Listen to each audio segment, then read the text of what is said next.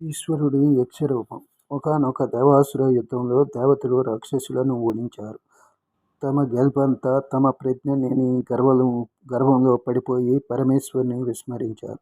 వాళ్ళకి జ్ఞానోదయం చేయదలిచిన ఈశ్వరుడు యక్షరూపాన్ని ధరించి వెళ్ళి ఇంద్రసభకు అల్లంత దూరంలో నిలబడ్డాడు. కళ్ళు పట్టలేనంత కాంతిమయమైన ఆ రూపం చూసి ఆశ్చర్యపడి ఎవరో కొనుక్కొనిరా అంటూ అగ్నిని పంపాడా ఇంద్రుడు. అగ్ని వెళ్ళి ఎవరు నువ్వు అన్నాడు.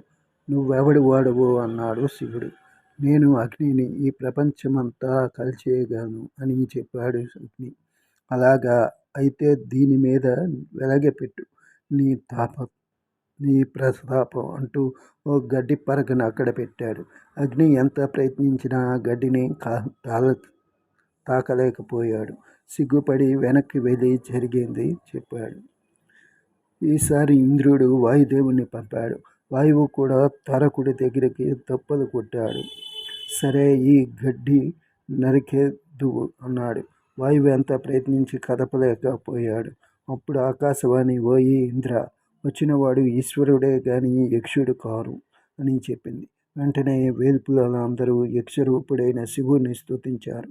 శివుడు సంతసించి పరమేశ్వరేచ్ఛ లేనిదే ఏదీ జరగదు అంతా అని చెప్పి అదృశ్యమైపోయాడు.